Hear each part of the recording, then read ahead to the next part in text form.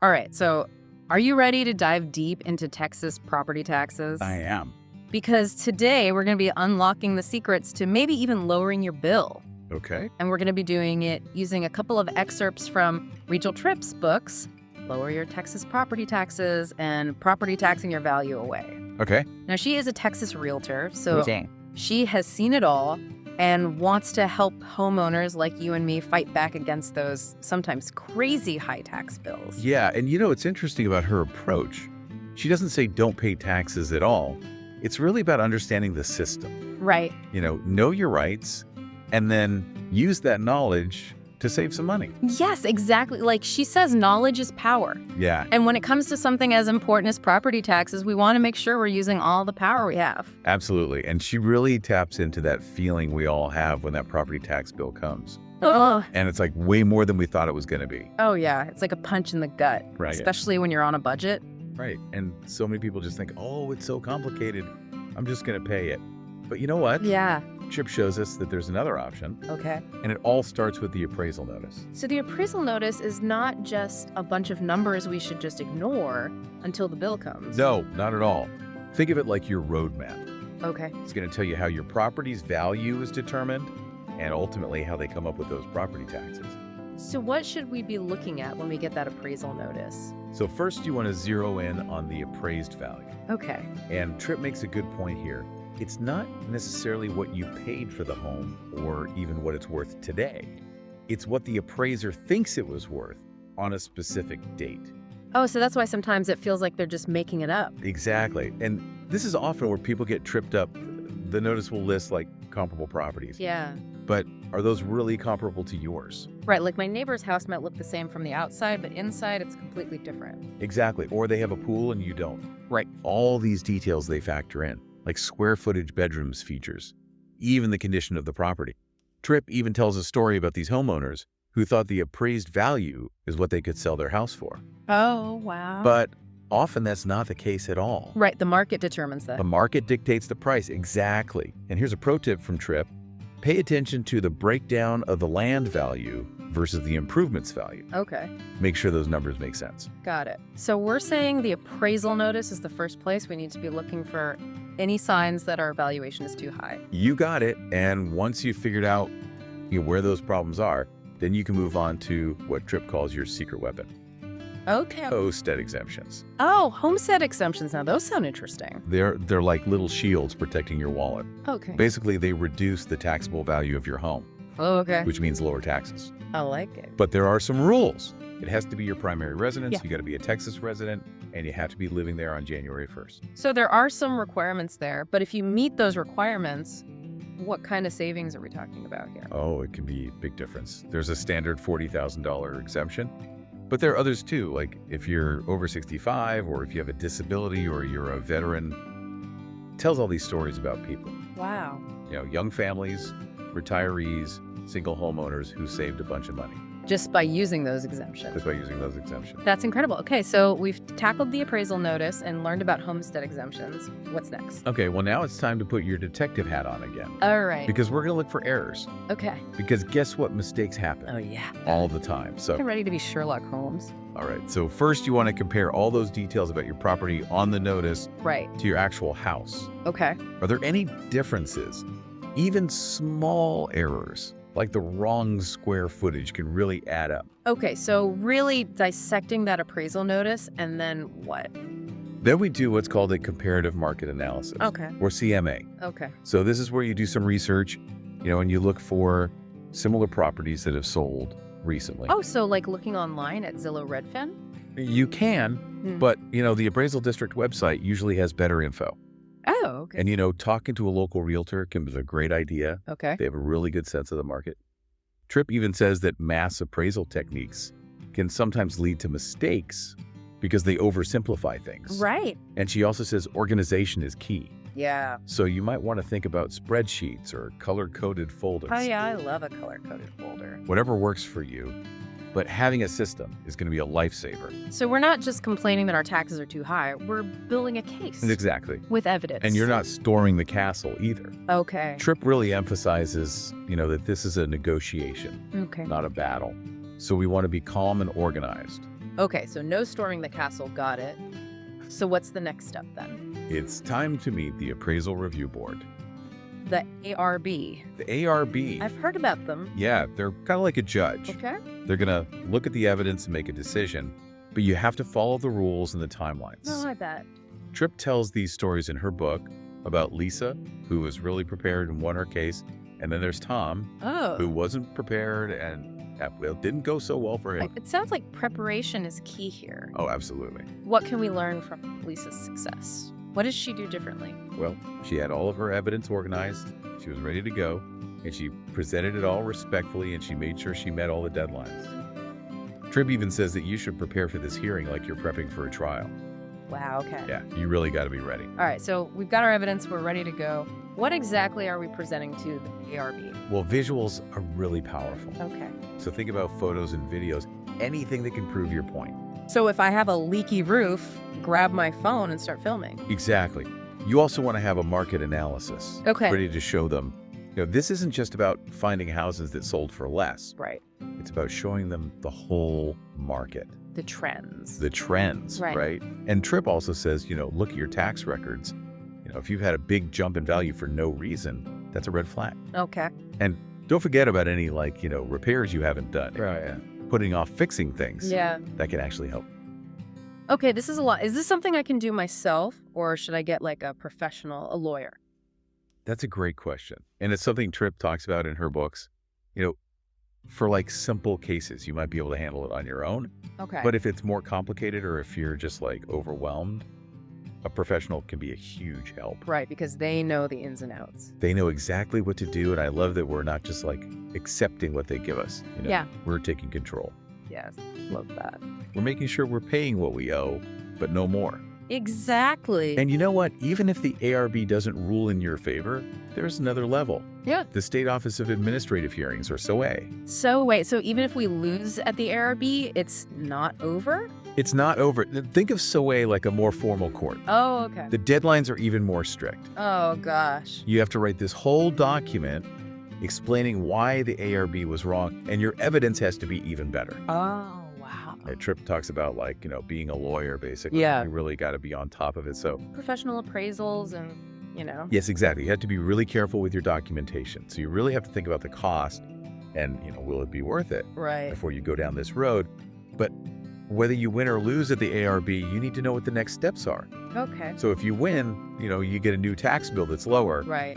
If you don't win, you can think about those appeals or just accept it. Right. So there are options, and we just have to decide what's best for our own situation. Exactly. Welcome back to our deep dive on Texas property taxes. So we've learned a lot already about that appraisal notice and homestead exemptions. Right now, we're ready to actually file that protest. Okay. I know it sounds intimidating, but it's not as bad as you think. No, not at all. Tripp lays it all out in really easy steps. Okay. And we're going to walk through those with you. All right, so where do we begin? Okay, so it starts with gathering evidence. Okay. Think about it. Building a case, you're going to present to that appraisal review board. Okay. And you want to convince them that your property is not worth as much as they say it is. I like it. Okay, so what kind of evidence are we talking about here? Well, you want comparable sales. Okay. Those are like gold.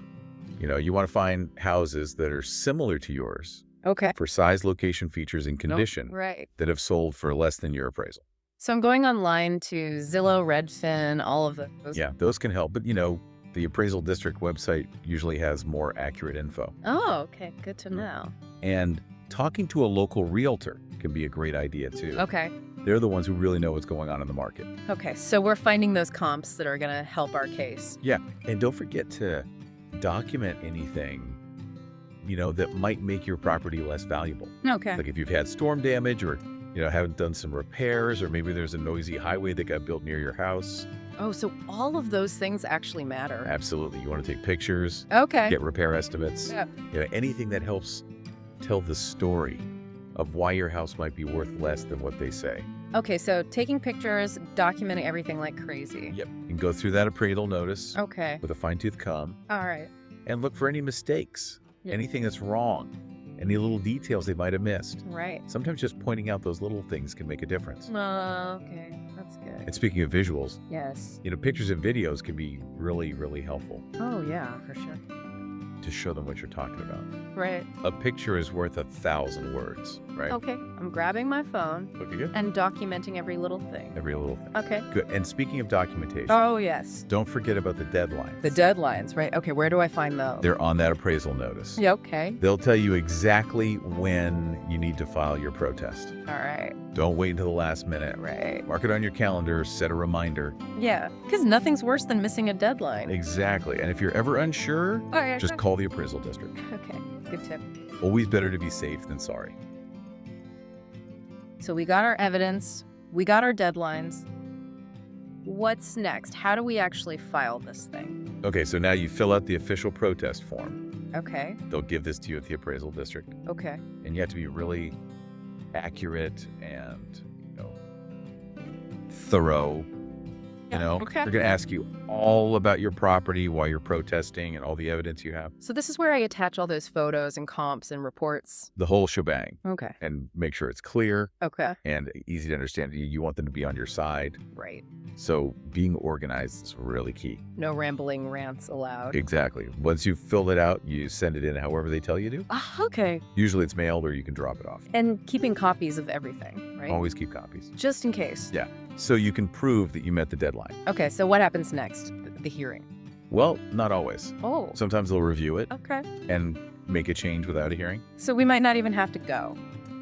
Yeah, it's possible, but let's be prepared Okay. just in case. Take a deep breath. What's the hearing actually like? So it's a chance to, make your case Okay. in person Okay. and answer any questions they have. It's not like a courtroom drama, Okay. but, it can feel a little bit like one. All right. So no dramatic, objections or anything. Probably not, but, dress professional, Okay. be organized, Yeah. and you might want to practice what you're going to say. Okay. So I'm walking in there. Yeah. Confident. Confident with all my evidence. Yeah. Yeah. And be respectful. Okay. You're working with them, Right. not against them. Got it. So after the hearing, they'll make a decision and hopefully they lower that value. Fingers crossed, but what if they don't? Well, you might be able to appeal, Okay. but that gets a little more complicated, Yeah. You might need a lawyer. You might have to go to court. So really weigh those costs and benefits. Absolutely. But whether you win or lose at the ARB, Right. you need to understand what happens next. Right. So if your protest works, Okay. you'll get a new tax bill with that lower value. Okay. And if it doesn't work, then you can think about appealing or just accepting it. Okay. So we got options. You have options and you just got to figure out, what's best for you. Right. And every case is different. Exactly. And we just gotta, remember to be prepared. Yeah. So are you ready for some real life examples? Oh, yeah, let's do it. I think these stories from Tripp's book can really help us. Okay, I love hearing how other people have tackled this. Okay, so let's go back to the Young family. The Young couple in Austin. right? Remember they got hit with that 20% increase? Oh, yeah. That was tough. Especially, being on a budget. Yeah. And it was their first time going through this whole thing. It was. And they were overwhelmed at first. Understandably so. Yeah. How did they handle it? Well, they did their research. Okay. They gathered their evidence, and presented their case to the board. They found comparable properties. Okay. They showed the board the repairs they hadn't done. Right. They even talked to their neighbors for more info. So they were very thorough. They were very thorough. So did they win? Well, actually, no. Oh, no. Their first try wasn't successful. Oh. They didn't really understand how important the evidence was. Okay. And how to present it clearly. Okay, so a little bit of a learning curve there. Yeah, but you know what? They didn't give up. Good. They learned from that first experience. Okay. And they went back. They tried again. They tried again. That's great. I love that. They even got a professional appraisal to really strengthen their argument. Oh, wow. Okay, so this time they were really prepared. This time they were ready. All right. They had a really detailed market analysis. Yeah. They had all the evidence laid out and they explained everything really clearly. So good for them. And guess what? What? They won. They won. Yeah. The board reduced their value by 15%. Oh, They saved over $1,500 a year. that's amazing. Persistence pays off. Persistence pays off. Okay, what about Mrs. Vance? our retiree. Oh yeah, Mrs. Vance. So remember, She was dealing with those increases year after year. yeah, those little increases that add up. And that can be really hard when you're on a fixed income. Exactly. So what does she do? Well, she decided to hire a professional, Smart. a property tax consultant to help her, work through this whole thing. Okay. I like that sometimes getting that expert help can make a big difference. Absolutely. And it did for her. Okay, good. The consultant found things that were valued too high. Okay. They gathered all the evidence and presented a great case. So using that professional expertise to their advantage. Exactly. And she got her taxes lowered. That's great. So there you have it. 2 different approaches, but both with positive outcomes. Right. There's no one right way to do it. Right. You got to figure out what's best for you. Right. You know how much time you have, how comfortable you are with all this stuff, Exactly. and you know what resources you have. So if you're comfortable doing the research and paperwork, you can do it yourself. You can. But if it's too much, getting that professional help is worth it. Exactly. And no matter what you do, Yeah. the important thing is to be proactive. Right. Don't just accept that appraisal notice. Do your homework. Do your homework. Learn about your options. Yeah. Build your case. Build your case now. Okay. There's something I think we need to talk about before we move on to the actual tools and stuff. Okay. A lot of people are afraid to do this. Oh, yeah, I bet. They're afraid of failing. Right. They worry that it's not going to work. Yeah, that they'll waste their time. Yeah, that they'll waste their time and their energy. Makes sense. And, it's a big system. It is. It can feel scary. It can't. But Tripp reminds us that even if you don't win, you learn something. Okay. It shows you what you need to do better next time.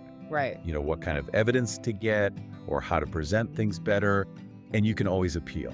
Right. So it's not the end of the world if you don't win the first time. It's not. So don't let that fear stop you. Right. What's the worst that could happen? The worst that happens is your taxes stay the same. Okay. But you could save hundreds or thousands of dollars. I like those odds. All right. I'm feeling motivated. All right, good. What about those tools you mentioned? Okay, so Tripp has this whole toolkit of documents and resources Okay. that can help you with this process. I'm ready. Let's hear about these tools. Okay, so first up, we have the Property Tax Appraisal Review Request. Okay. Now that sounds official.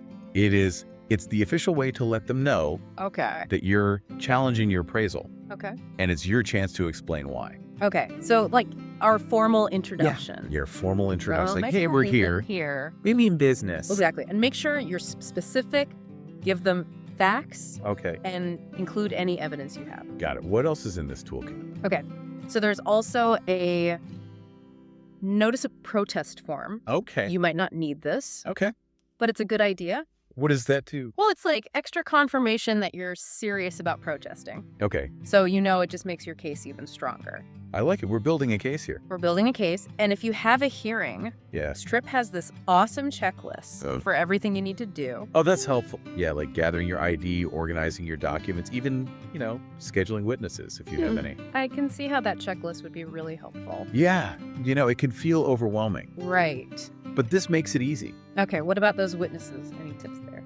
Well, she has a template Okay. for the witness testimony, Okay. to make sure they're saying the right things Right. and that it's clear and, relevant to your case. Okay. Because, having good witnesses can really help. Right. We're all in this together. We are. What about that market analysis, Yeah. finding those comps? Can be tough. Yeah, well, she has a template for that too, Awesome. So you can really collect that data, Right. present it in a way that makes sense. It's all about the data. It's all about the data. And finally, she talks about this protest master document. Okay. What's that? So it's like your one-stop shop Okay. for everything about your protest. Okay. So all your evidence, your letters, any forms, Okay. all in one place. It's like our protest Bible. It is. It is. And it can really save you a lot of headaches. I can only imagine. Okay, so we got templates, checklists, forms. The whole 9 yards. Amazing. And they can really help make this process easier Right. and help you, make a strong case. Yes. And hopefully get that tax bill lower. That's what we want. Okay, I'm feeling really empowered now. Good. But before we get too excited, Yes. we got to talk about those confusing property tax terms. Oh, jargon. Yes. We're going to break it all down for you. in our next installment. That's right. Get ready to learn all about those confusing terms. All right, welcome back, everybody. Welcome back. I hope you're ready for more because today we're tackling that crazy property tax jargon. Yeah, we're going to make it easy for you, I promise. Yes, we're going to decode all those confusing terms and make sure you can speak property tax like a pro. That's right. Think of this as your, cheat sheet Okay. for understanding all things property tax. Oh, I like it. Okay, so let's start with a word we've been using a lot, appraisal. Appraisal. Okay, so what's the official definition? So it's that official estimate of your property's value. Right. Determined by the appraisal district. Oh, those guys. Yeah, those guys. Okay. It's basically what they think your property would sell for on the open market. And speaking of the appraisal district, they're the ones sending us those notices, right? Yep, that's them. They're like the local government agency Okay. in charge of figuring out how much all the properties are worth. In your county. In your county, exactly. Okay, so each county has its own appraisal district. That's right. Got it. So you got to make sure you know which one you're dealing with. Okay, so what about the appraisal review board? ARB. The ARB. So those are like the judges in your property tax case. Okay. So if you disagree with your appraisal, you'll probably end up talking to them. Okay. They'll look at your evidence Okay. and decide if they should change your assessed value. So they hold a lot of power. They do. Okay. So you want to make sure you have a really good case. Yes, we want to impress them. Now, you said assessed value. Is that the same as the appraised value? Not always. So the assessed value is what they actually use Okay. to calculate your property taxes. Okay. Sometimes it's the same as the appraised value, Okay. but sometimes it's lower, like you have exemptions, Right. like that homestead exemption we talked about. Exemptions are our friends. They're your friends, they lower your taxes. Okay. I like it. Yeah. What about basis? What is basis? So basis is like the original cost of your property Okay. plus any money you spent on improvements. Okay, so like if I renovate my kitchen, Exactly. add that to the basis. Yep. So it's like keeping track of how much you've put into the property. Yeah. This is important if you decide to sell Okay. because it can affect your taxes. Good to know. Okay, let's talk about comparable sales or comps. We've mentioned those before. Yes, comps are super important. Okay. There are those properties that are similar to yours Right. that have sold recently. In the area Yeah, they help prove whether your appraisal makes sense. compared to the market? Exactly. So you want to find comps Yes. that sold for less than your appraised value. That's the goal. That's the goal. Okay, now let's talk about exemption. Exemption. Yes, those lovely little deductions. They reduce the amount you Yeah. have to pay in taxes. Okay, so make sure you're taking advantage of any exemptions you can get. Absolutely. Don't leave any money on the table. Exactly. Now, what about market value? That seems pretty straightforward. Yeah, it's basically what your property is worth. Right. Like what someone would actually pay for it. In a normal sale. In a normal sale, yeah. Okay, now the property tax rate. This is a big one. It is. It tells you how much you're going to pay in taxes. So who decides the tax rate? That's set by those local taxing entities. Right. Schools. Schools, Yeah. cities, counties, Right. all those folks. Okay, and it can change from year to year. It can, so you got to pay attention. All right, so let's talk about protest.